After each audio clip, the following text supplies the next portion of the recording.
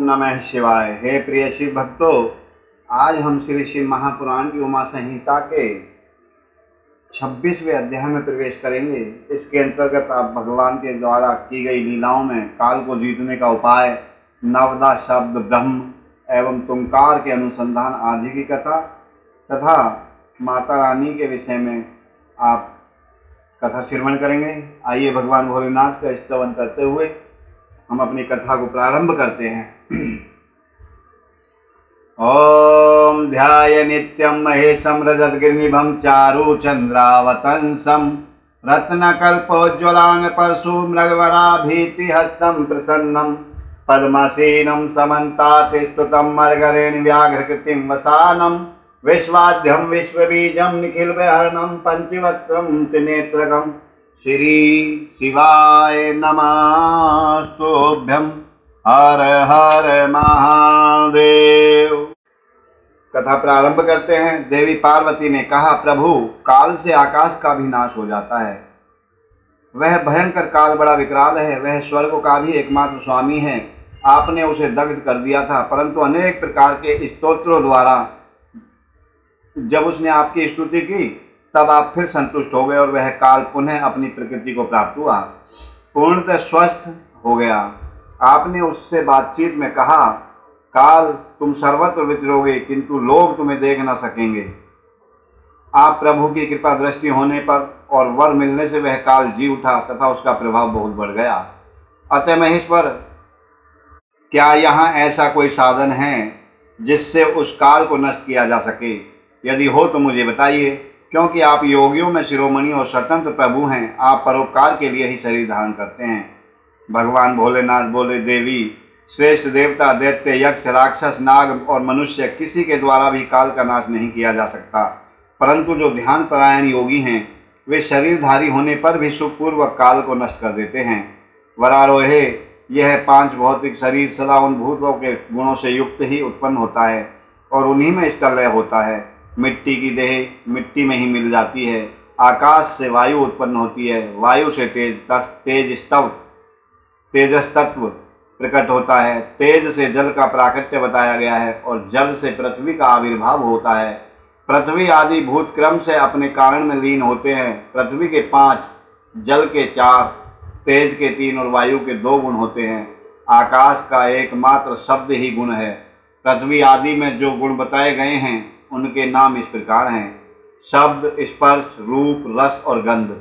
जब भूत अपने गुण को त्याग देता है तब नष्ट हो जाता है और जब गुण को ग्रहण करता है तब उसका प्रादुर्भाव हुआ बताया जाता है। देवेश्वरी, इस प्रकार तुम 5 भूतों के यथार्थ स्वरूप को समझो। देवी, इस कारण काल को जीतने की इच्छा रखने वाले योगी को चाहिए कि वह प्रतिदिन प्रयत्न पूर्वक अपने अपने काल में उसके अंशभूत गुणों का चिंतन करे। योग वेत्ता पुरुष को चाहिए कि सुखद आसन पर बैठकर विशुद्ध श्वास प्राणायाम द्वारा योगाभ्यास करे। रात में जब सब लोग सो जाएं, उस समय दीपक बुझाकर अंधकार में योग धारण करे। तर्जनी उंगली से दोनों कानों को बंद करके 2 घड़ी तक दबाए रखे। उस अवस्था में अग्नि प्रेरित शब्द सुनाई देता है। इससे संध्या के बाद का खाया हुआ अन्न क्षण भर में पच जाता है और संपूर्ण रोगों तथा ज्वर आदि बहुत से उपद्रवों का शीघ्र नाश कर देता है। जो साधक प्रतिदिन इसी प्रकार 2 घड़ी तक शब्द ब्रह्म का साक्षात्कार करता है, वह मृत्यु तथा काम को जीतकर इस जगत में स्वच्छंद विचरता है और सर्वज्ञ एवं समदर्शी होकर संपूर्ण सिद्धियों को प्राप्त कर लेता है। जैसे आकाश में वर्षा से युक्त बादल गरजता है, उसी प्रकार उस शब्द को सुनकर के योगी तत्काल संसार बंधन से मुक्त हो जाता है। तदनंतर योगियों द्वारा प्रतिदिन चिंतन किया जाता हुआ वह शब्द क्रम से सूक्ष्मतर होता जाता है। देवी, इस प्रकार मैंने तुम्हें शब्द ब्रह्म के चिंतन का क्रम बताया है। जैसे धान चाहने वाला पुरुष पुआल को छोड़ देता है, उसी तरह मोक्ष की इच्छा रखने वाला योगी सारे बंधनों को त्याग देता है। इस शब्द ब्रह्म को पाकर जो भी दूसरी वस्तु की अभिलाषा करते हैं वे मुक्के से आकाश को मारते और भूख प्यास की कामना करते हैं। यह शब्द ब्रह्म ही सुखद मोक्ष का कारण, बाहर भीतर के भेद से रहित, अविनाशी और समस्त उपाधियों से रहित पर ब्रह्म है।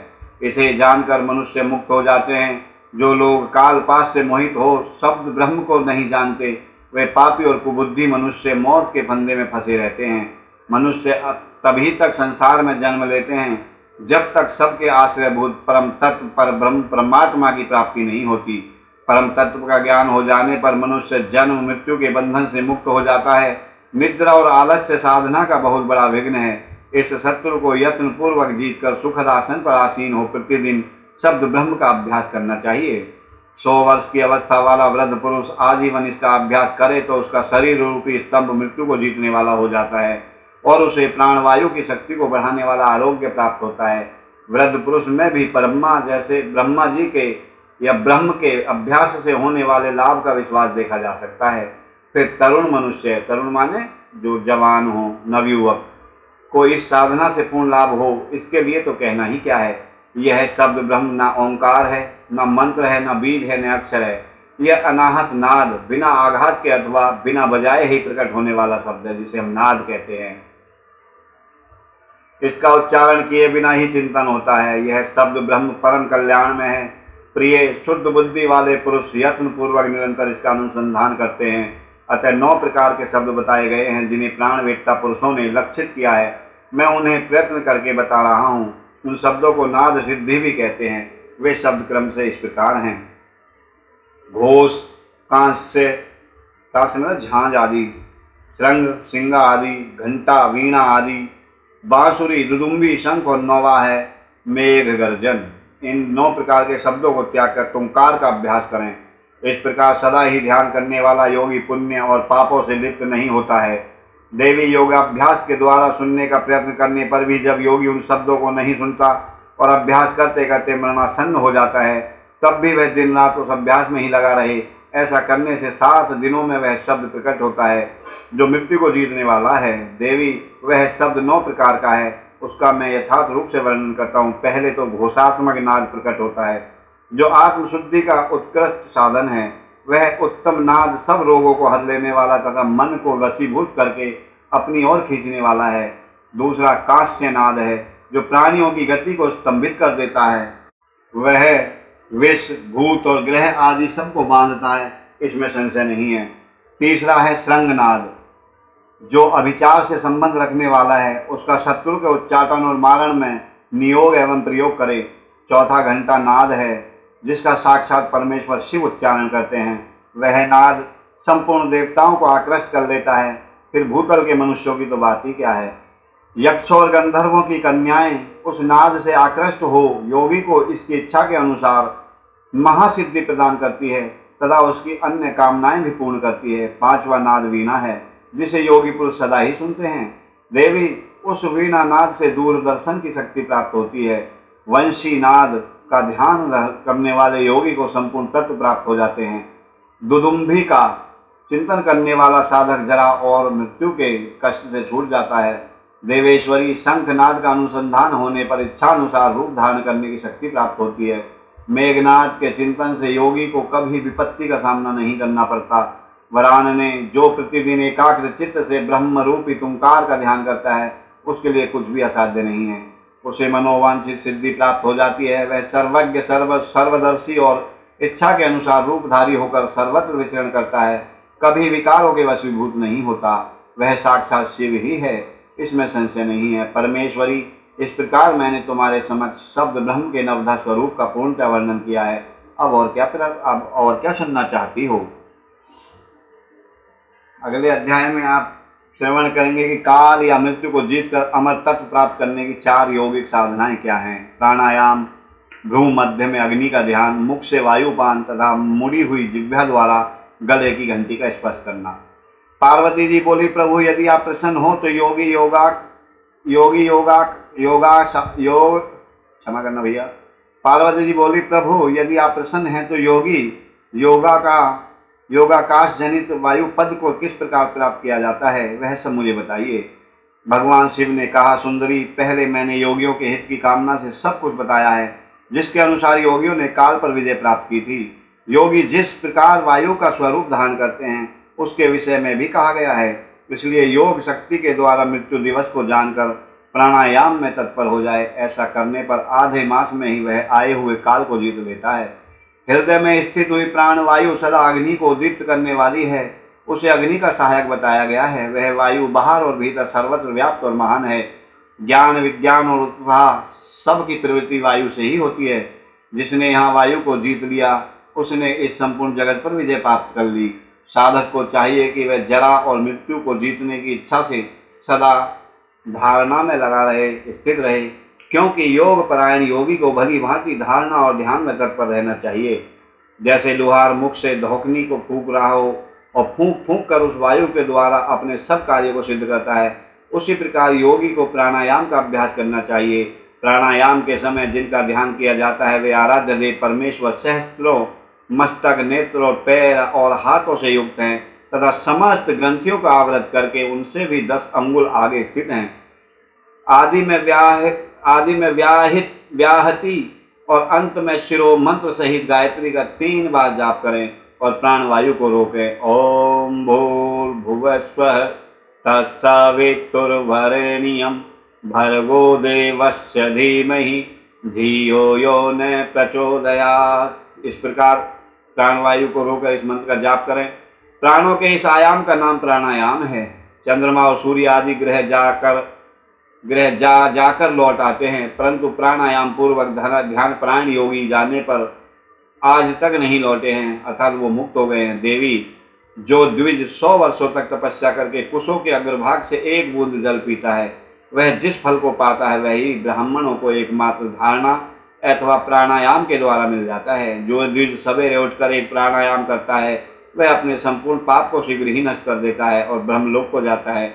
जो आलस्य रहित होकर के सदा एकांत में प्राणायाम करता है वह जरा और मृत्यु को जीतकर वायु के समान गतिशील होकर के आकाश में विचरता है। वह सिद्धों के स्वरूप कांति, मेधा, पराक्रम और शौर्य को प्राप्त कर लेता है। उसकी गति वायु के समान हो जाती है तथा उसे स्पृहणीय, सौख्य एवं परम सुख की प्राप्ति होती है। देवेश्वरी योगी जिस प्रकार वायु से सिद्धि प्राप्त करते हैं वह सब विधान मैंने बता दिया।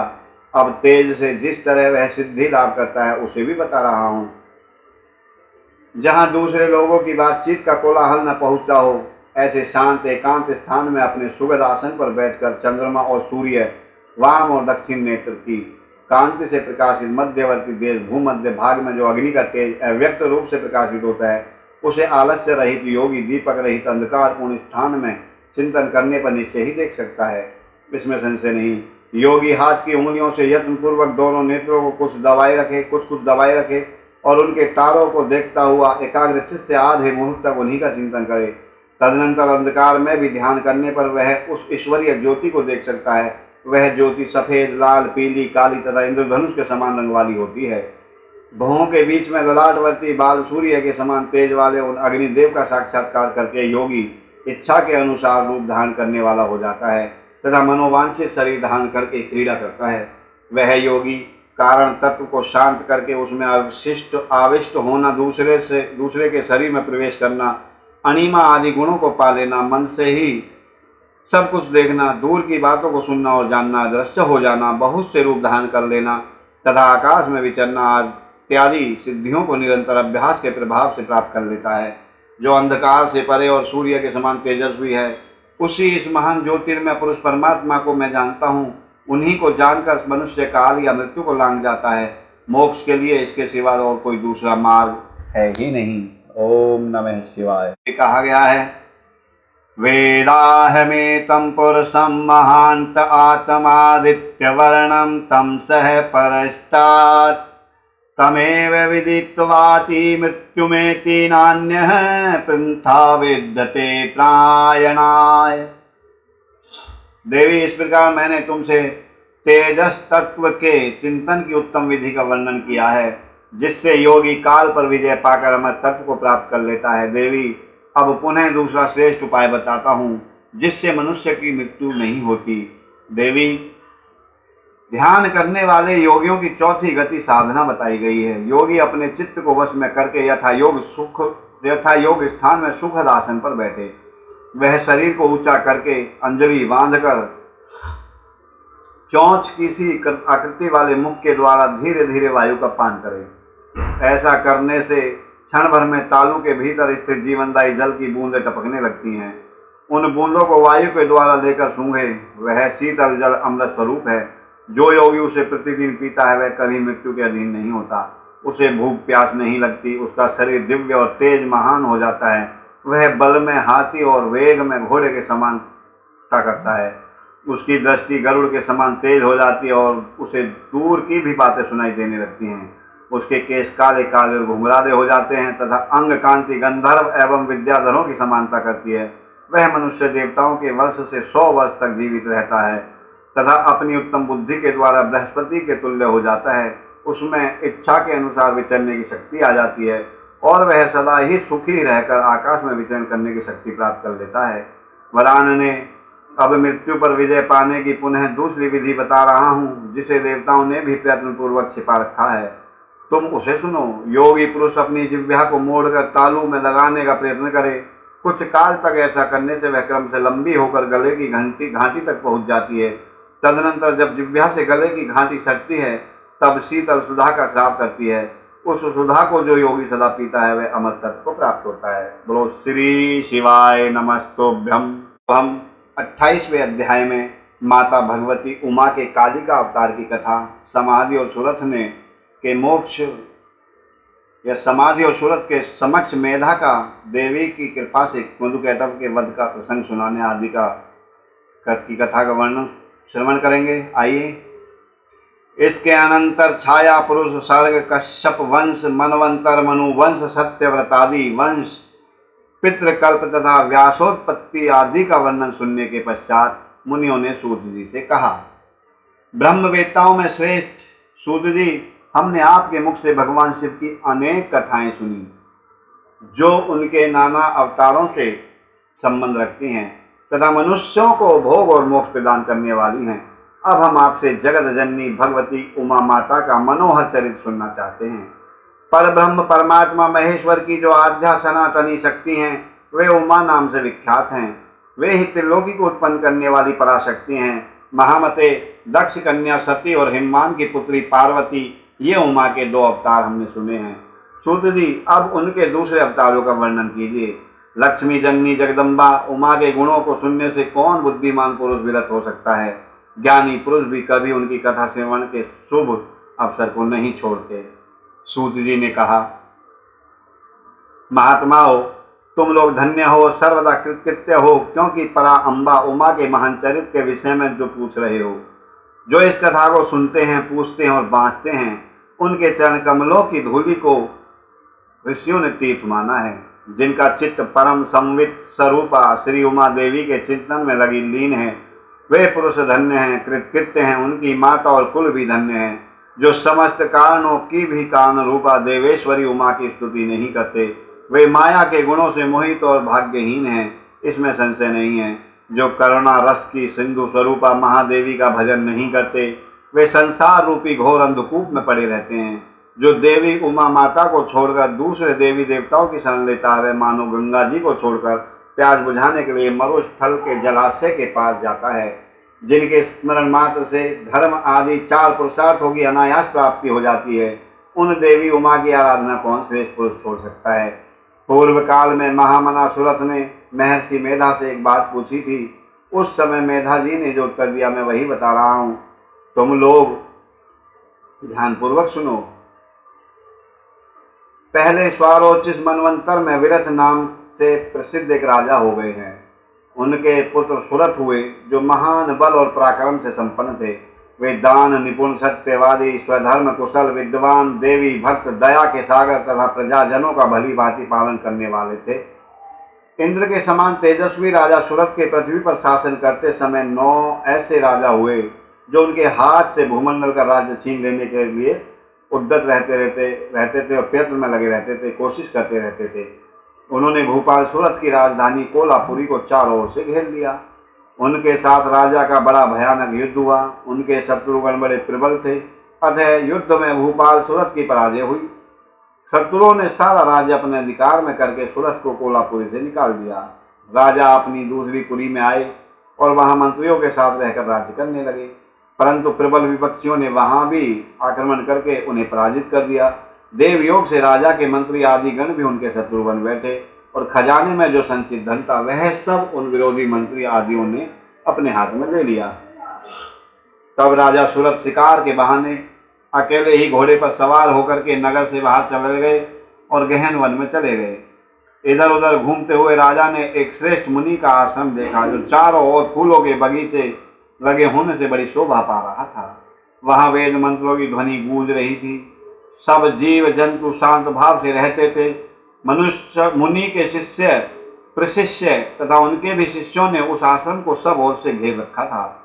महामते विप्रवर मेधा के प्रभाव से उस आश्रम में महाबली व्याघ्र आदि अल्प शक्ति वाली गायें आदि पशुओं को पीड़ा नहीं देते थे। वहां गाय, व्याघ्र, शेर, चीते, बगेड़े, घोड़े, बिल्ली, चूहे, ये सब एक साथ बड़े प्रेम से रहते थे। वहां जाने पर मुनीश्वर मेधा ने मीठे वचन, भोजन और आसन द्वारा उन परम दयालु विद्वान नरेश का आदर सत्कार किया। एक दिन राजा सूरज बहुत ही चिंतित तथा मोह के वशीभूत होकर अनेक प्रकार से विचार कर रहे थे। इतने में ही वहां एक वैश्य आ पहुंचा। वैश्य माने बनिया। राजा ने उससे पूछा, भैया तुम कौन हो, किस लिए यहाँ आए हो, क्या कारण है कि दुखी दिखाई दे रहे हो, ये मुझे बताओ। राजा के मुख से यह मधुर वचन सुनकर वैश्य प्रवर समाधि ने दोनों नेत्रों से आंसू बहाते हुए प्रेम और नम्रता पूर्वक वाणी में इस प्रकार उत्तर दिया। वो वैश्य बोला, राजन मैं वैश्य हूँ, मेरा नाम समाधि है, मैं धनी के कुल में उत्पन्न हुआ हूँ, परंतु मेरे पुत्र और स्त्री आदि ने धन के लोभ से मुझे घर से निकाल दिया है। अतः अपने प्रारब्ध कर्म से दुखी होकर के मैं वन में चला आया हूँ। करुणा के सागर प्रभु, यहाँ आकर मैं पुत्रों, पौत्रों, पत्नियों, भाई भतीजे तथा अन्य सुहृदों का कुशल समाचार नहीं जान पाता। राजा बोले, जिन दुराचारी तथा धन के लोभी पुत्र आदि ने तुम्हें निकाल दिया है, उन्हीं के प्रति मूर्ख जीव की भांति तुम प्रेम क्यों करते हो। वैश्य ने कहा, राजन आपने उत्तम बात कही है, आपकी वाणी सार गर्भित है, तथापि स्नेहपाश से बंधा हुआ मेरा मन अत्यंत मोह को प्राप्त हो रहा है।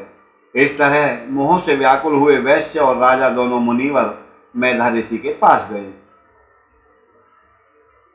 वैश्य सहित राजा ने हाथ जोड़कर मुनि को प्रणाम किया और इस प्रकार कहा, भगवान आप हम दोनों के मोह पाश को काट दीजिए। मुझे राज्य लक्ष्मी ने छोड़ दिया और मैंने गहन वन की शरण ली, तथापि राज्य छिन जाने के कारण मुझे संतोष नहीं है।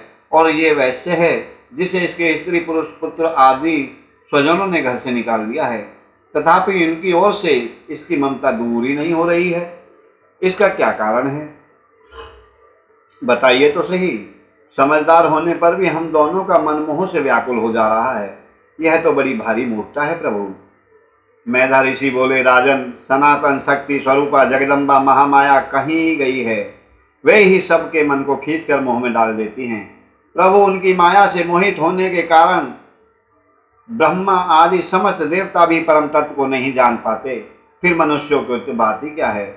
वे परमेश्वरी ही रज सत्व और तम इन तीनों गुणों का आश्रय लेकर के समय के अनुसार संपूर्ण विश्व की सृष्टि पालन और संहार किया करती हैं। नृपश्रेष्ठ, जिसके ऊपर वे इच्छानुसार रूप धारण करने वाली वरदायिनी जगदम्बा माता प्रसन्न होती हैं, वही मोह के घेरे को लांग पाता है। बोलो सच्चे दरबार की जय, माता अम्बे की, जगदम्बे की जय। राजा ने पूछा, हे महामुनि, जो सबको मोहित करती हैं वे देवी महामाया कौन है और किस प्रकार उनका प्रादुर्भाव हुआ है, यह कृपा करके हमें सुनाइए और बताइए। ऋषि बोले, जब सारा जगत एक कार्णव के जल में निमग्न था और योगेश्वर भगवान केशव शेष नाग की सैया बिछाकर योग निद्रा का आश्रय लेकर के शयन कर रहे थे, उन्हीं दिनों भगवान विष्णु के कानों के मल से दो असुर उत्पन्न हुए, जो भूतल पर मधु और कैटव के नाम से विख्यात हैं। वे दोनों विशालकाय घोर असुर प्रलयकाल के सूर्य की भांति तेजस्वी थे। उनके जबड़े बहुत बड़े थे। उनके मुख दाढ़ों के कारण ऐसे विकराल दिखाई देते थे, मानो वे संपूर्ण जगत को खा जाने के लिए उद्यत हों। उन दोनों ने भगवान विष्णु जी की नाभि से प्रकट हुए कमल के ऊपर विराजमान ब्रह्मा जी को देखकर, अरे तू कौन है, ऐसा कहते हुए वे उन्हें मार डालने के लिए तैयार हो गए। ब्रह्मा जी ने देखा ये दोनों दैत्य आक्रमण करना चाहते हैं और भगवान जनार्दन समुद्र के जल में सो रहे हैं। तब उन्होंने परमेश्वरी माता का स्तवन किया और उनसे प्रार्थना की, जयंती मंगला काली भद्रकाली कपालिनी दुर्गा क्षमा शिवा धात्री स्वाहा सुधा नमोस्तुते। सर्वमंगल मांगल्ये शिवे सर्वार्थ साधिके शरण्ये त्र्यंबिके गौरी नारायणी नमोस्तुते। ब्रह्मा जी ने माता से प्रार्थना की, हे अंबिके, तुम इन दोनों दुर्जय असुरों को मोहित करो और अजन्मा भगवान नारायण को जगा दो। ऋषि कहते हैं, इस प्रकार मधु और कैटभ के नाश के लिए ब्रह्मा जी की प्रार्थना करने पर संपूर्ण विद्याओं की अधिदेवी जगत जननी महाविद्या फागुन शुक्ला द्वादशी को, फागुन शुक्ल की द्वादशी को त्रिलोक्य मोहिनी शक्ति के रूप में प्रकट होकर के महाकाली के नाम से विख्यात हुई। बोलो महाकाली माता की जय, बोल कालका माई की जय। इसके बाद आकाशवाणी हुई, हे कमलासन, डरो मत, आज युद्ध में मधु कैटभ को मारकर मैं तुम्हारे कंटक का नाश करूंगी। यो कहकर वे महामाया श्री हरि के नेत्र और मुख आदि से निकलकर अव्यक्त जन्मा ब्रह्मा के दृष्टिपथ में आकर के खड़ी हो गई। फिर तो देवादिदेव ऋषिकेश जनार्दन भी जाग उठे। उन्होंने अपने सामने दोनों दैत्य मधु और कैटभ को देखा। उन दैत्यों के साथ अतुल तेजस्वी विष्णु जी का 5000 वर्षों तक बाहुयुद्ध हुआ। तब महामाया के प्रभाव से मोहित हुए उन श्रेष्ठ दानवों ने लक्ष्मीपति से कहा, तुम हमसे मनोवांछित वर ग्रहण करो, क्योंकि हम तुम्हारी युद्ध करने की कला से और तुम्हारे बल से अति प्रसन्न हैं। नारायण बोले, यदि तुम लोग मुझसे प्रसन्न हो तो मेरे हाथ से मारे जाओ, मुझे यही वरदान चाहिए, मैं तुम दोनों से दूसरा वर नहीं मांगता। ऋषि कहते हैं, उन असुरों ने देखा कि सारी पृथ्वी एकार्णव के जल में डूबी हुई है। तब वे केशव से बोले, हम दोनों को ऐसी जगह मारो जहां जल से भीगी हुई धरती न हो। बहुत अच्छा कहकर भगवान विष्णु ने अपना परम तेजस्वी चक्र उठाया और अपनी जांघ पर उनके मस्तक रखकर काट डाले। राजन, ये कालिका की उत्पत्ति का प्रसंग कहा गया है। महामते, अब महालक्ष्मी के प्रादुर्भाव की कथा सुनो। देवी उमा निर्विकार और निराकार होकर भी देवताओं को दुख दूर करने के लिए युग युग में साकार रूप धारण करके प्रकट होती हैं। उनका शरीर गहन उनकी इच्छा का वैभव कहा गया है। वे लीला से इसलिए प्रकट होती है कि भक्तजन उनके गुणों का गुणगान करते रहें। बोलो सच्चे दरबार की जय, माता रानी के प्यार की जय। आगे अध्याय में आप संपूर्ण देवताओं के तेज से देवी का महालक्ष्मी रूप में अवतार लेने की कथा और महिषासुर के वध की कथा का श्रवण करने जा रहे हैं। ऋषि कहते हैं, राजन, रंभ नाम से प्रसिद्ध एक असुर था जो दैत्य वंश का शिरोमणि माना जाता था। उससे महातेजस्वी महिष नामक दानव का जन्म हुआ था। दानवराज महिष समस्त देवताओं को युद्ध में पराजित करके देवराज इंद्र के सिंहासन पर जा बैठा और स्वर्ग लोक में रहकर त्रिलोकी का राज करने लगा। तब पराजित हुए देवता ब्रह्मा जी की शरण में गए। ब्रह्मा जी उन सबको साथ लेकर के उस स्थान पर गए जहाँ भगवान शिव और विष्णु विराजमान थे।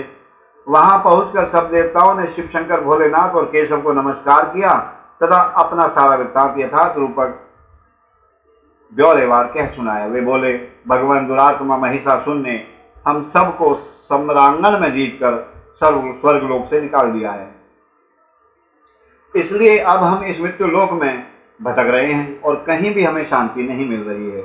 उस असुर ने इंद्र आदि देवताओं की कौन कौन सी दुर्दशा नहीं की है। सूर्य, चंद्रमा, वरुण, कुबेर, यम, इंद्र, अग्नि, वायु, गंधर्व, विद्याधर और चारण, इन सब के तथा अन्य लोगों के जो भी कर्तव्य कर्म हैं, उन सबको वह पापात्मा असुर स्वयं ही करता है, स्वयं ही भोगता है। उसने दैत्य पक्ष को अभय दान कर दिया है, इसलिए हम सब देवता आपकी शरण में आए हैं। आप दोनों हमारी रक्षा करें और उस असुर के वध का उपाय शीघ्र सोचें, क्योंकि आप दोनों ऐसा करने में समर्थ हैं। देवताओं की यह बात सुनकर भगवान शिव और विष्णु जी ने अत्यंत क्रोध किया। रोष के मारे उनके नेत्र घूमने लगे। तब अत्यंत क्रोध से भरे हुए भगवान शिव और विष्णु के मुख से तथा अन्य देवताओं के शरीर से एक तेज पुंज प्रकट हुआ। तेज का वह महान पुंज अत्यंत प्रज्वलित होकर के 10 दिशाओं में प्रकाशित हो उठा। दुर्गा जी के ध्यान में लगे सब देवताओं ने उस तेज को प्रत्यक्ष देखा। संपूर्ण देवताओं के शरीर से निकला हुआ वह अत्यंत भीषण तेज एकत्र होकर के एक नारी के रूप में परिणत हो गया। वह नारी साक्षात महिषासुर मर्दिनी देवी थी। उनका प्रकाशमान मुख भगवान शिव के तेज से प्रकट हुआ। भुजाएं विष्णु के तेज से उत्पन्न हुई। केश यमराज के तेज से आविर्भूत हुए। उनके दोनों स्तन चंद्रमा के तेज से प्रकट हुए। वे कटी भाग इंद्र के तेज से तथा जंघा और उरु वरुण के तेज से पैदा हुए। पृथ्वी के तेज से नितंबिका और ब्रह्मा जी के तेज से दोनों चरणों का आविर्भाव हुआ था। पैरों की उंगलियां सूर्य के तेज से और हाथ की उंगलियां वसुओं के तेज से उत्पन्न हुई थी। नासिका कुबेर के, दांत प्रजापति के, तीनों नेत्र अग्नि के, दोनों भौएं साध्य गण के, दोनों कान वायु के तथा अन्य देवताओं के तेज से प्रकट हुए थे। इस प्रकार देवताओं के तेज से प्रकट हुई कमलालया लक्ष्मी जी ही परमेश्वरी थी। संपूर्ण देवताओं की तेजो राशि से प्रकट हुई उन देवी को देखकर सब देवताओं को बड़ा हर्ष प्राप्त हुआ, खुशी हुई, परंतु उनके पास कोई अस्त्र शस्त्र नहीं था। यह देख ब्रह्मा जी आदि देवेश्वरों ने शिवास देवी को अस्त्र शस्त्र से संपन्न करने का विचार किया।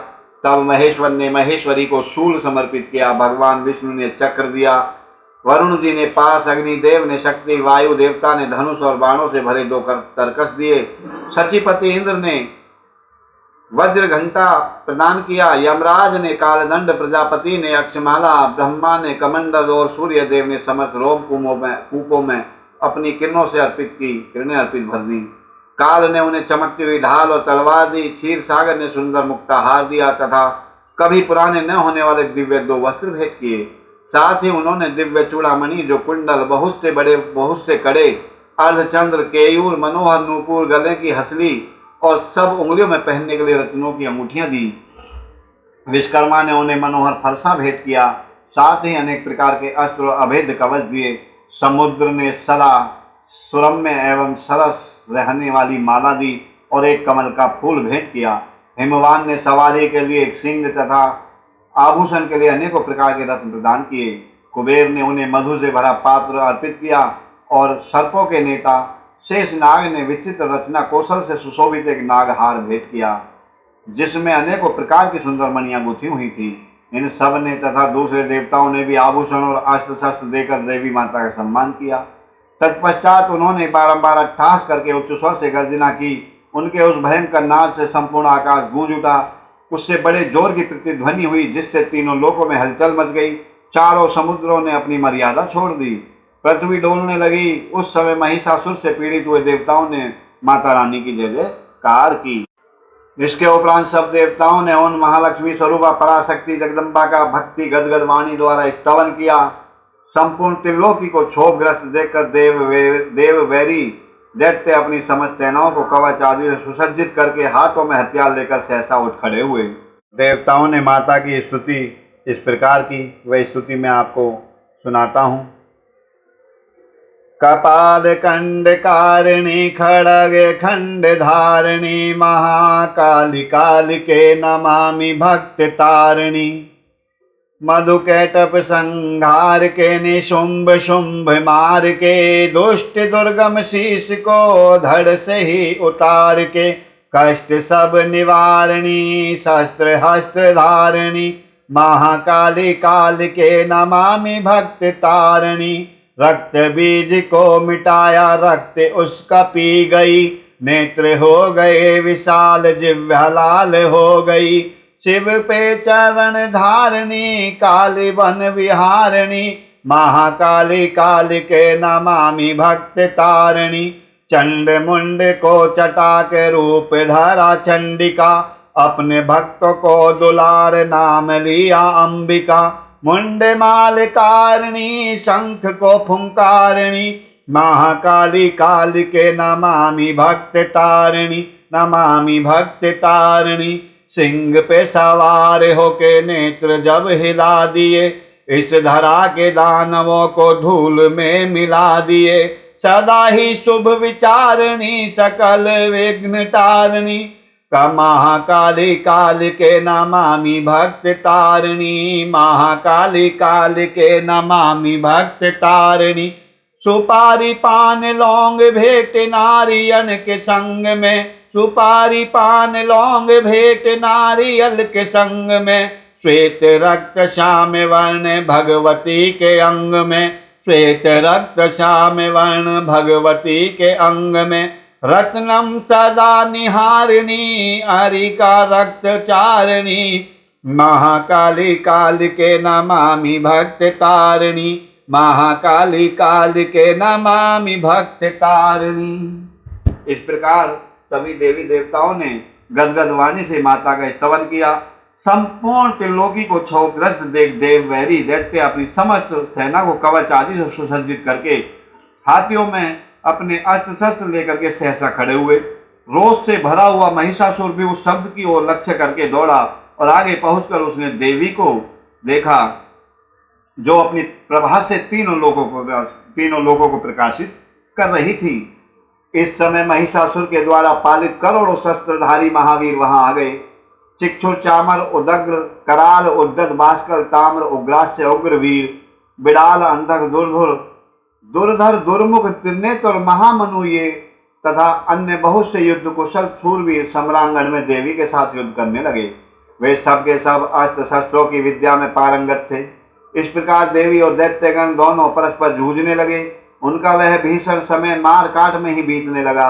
इस तरह भयानक युद्ध होने के बाद महिषासुर देवी के साथ माया युद्ध करने लगा। तब देवी ने कहा, अरे मूढ़, तेरी बुद्धि मारी गई है, तू व्यर्थ में हट क्यों करता है? तीनों लोकों में कोई भी असुर युद्ध में मेरे सामने नहीं टिक सकते। ऐसा कहकर सर्व कलामयी देवी कूदकर महिषासुर के ऊपर चढ़ गई और अपने पैर से उसे दबाकर उन्होंने भयंकर शूल से उसके कंठ में आघात कर दिया। उनके पैर से दबा होने पर भी महिषासुर अपने मुख से दूसरे रूप में बाहर निकलने लगा।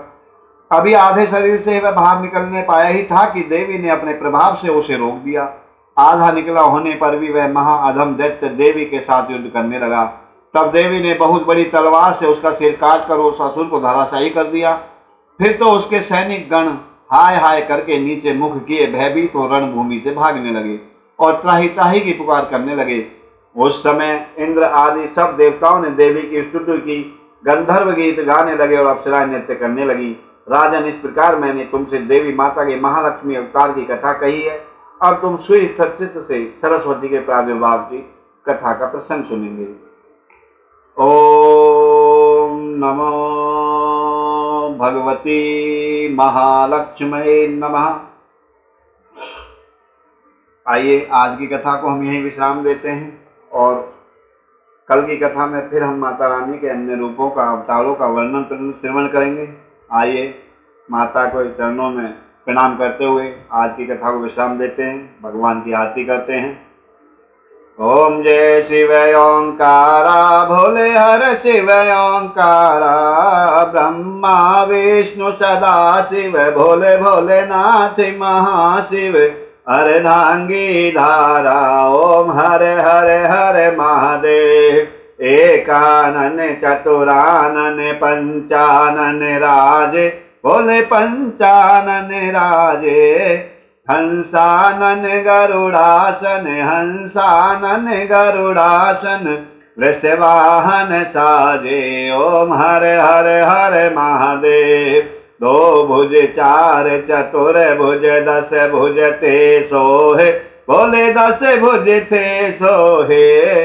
तीनों रूप निरखिता, भोले जी का रूप निरखिता, त्रिभुवन जन मोहे। ओम हरे हरे हरे महादेव। अक्षय माला बन माला, मुंडे माला धारी, ओ भोले मुंडे माला धारी। चंदन मृगे मधु सोहे, चंदन मृगे मधु सोहे, भाले शशिधारी। ओम हरे हरे हरे महादेव। श्वेतांबर पीतांबर बाघांबर अंगे, भोले बाघांबर अंगे। सनकादिक ब्रह्मादिक, सनकादिक ब्रह्मादिक, भूतादिक संगे। ओम हरे हरे हरे महादेव। कर में मध्य कमंडल, चाक्र त्रिशूल धरता, भोले चाक्र त्रिशूल धरता। जग करता जग हरता, सुख करता दुख हरता, जग पालन करता। ओम हरे हरे हरे महादेव। ब्रह्मा विष्णु सदा शिव, जानत अविवेका, बोले जानत अविवेका। तनवाक्षर के मध्य, ओमाक्षर के मध्य, ये तीनों एका। ओम हरे हरे हरे महादेव। काशी में विश्वनाथ विराजे, नंदी ब्रह्मचारी, ओ भोले नंदी ब्रह्मचारी। नित्य उठ भोग लगावे, भोले जी का दर्शन पावे, नहीं मायति भारी। ओम हरे हरे हरे महादेव। लक्ष्मी वर गायत्री पार्वती के संगे, भोले पार्वती के संगे। अरे धांगनियो भोला लहरी, अरे धांगनियो शिव लहरी, सिर सोहत गंगे। ओम हरे हरे हरे महादेव। पार्वती पर्वती पे विराजे भोले कैलासा, मेरे बाबा कैलासा। आके धतूर का भोजन, आके धतूर का भोजन, भस्मी में वासा। ओम हरे हरे हरे महादेव। त्रिगुण स्वामी जी की आरती जो कोई नर गावे, भोले प्रेम सहित गावे। कहत शिवानंद स्वामी, मन भजत हरि हर स्वामी, मन वांछित फल पावे। ओम हरे हरे हरे महादेव। ओम जय शिव ओंकारा, भोले हर शिव ओंकारा। भोला पार्वती का प्यारा, शिव ओढ़े मृग छाला। शंभु पीते भंग प्याला, भोले रहते मते वाला। ता में गंगा विराजे, मस्तक पे चंद्रमा सोहे, आसन मृग छाला। ओम हर हर हर महादेव। कर्पूर गौरम करुणावतारम, संसार सारम भुजगेन्द्रहारम, सदा वसंतम हृदयारविंद भवम भवानी सहितं नमामि। त्वमेव माता च पिता त्वमेव, त्वमेव बन्धुश्च सखा त्वमेव, त्वमेव वेद्या द्रविणं त्वमेव, त्वमेव सर्वं मम देव देवा, त्वमेव सर्वं मम देव देवा। गुरुर्विष्णु गुरुर्ब्रह्मा गुरुर्देवो महेश्वरा, गुरुर्साक्षात् परब्रह्मा तस्मै श्री गुरुवे नमः। सर्वे भवन्तु सुखिनः, सर्वे सन्तु निरामया, सर्वे भद्राणि पश्यन्ति मा फलेषु कदाचन। ओम नमः शिवाय। ओम धो शांति अंतरिक्ष, ओम शांति पृथ्वी, शांति राप शांति रोज वनस्पति विश्वदेवा, शांति ब्रह्म शांति साम शांति रेदि। ओम शांति शांति शांति सर्वारिष्टासु शांतिर्वतो। आवाहं न जानामि विसर्जनम, पूजा चैव न जानामि क्षमस्व परमेश्वरम। मंत्रहीनम क्रियाहीनम भक्तिहीनम सुरेश्वरम, यत् पूजितं मया देव परिपूर्ण तदस्तु मे। बोलो साचे दरबार की जय, देवादिदेव महादेव की जय। बोलो श्री शिव महापुराण भगवान की जय। हर हर महादेव।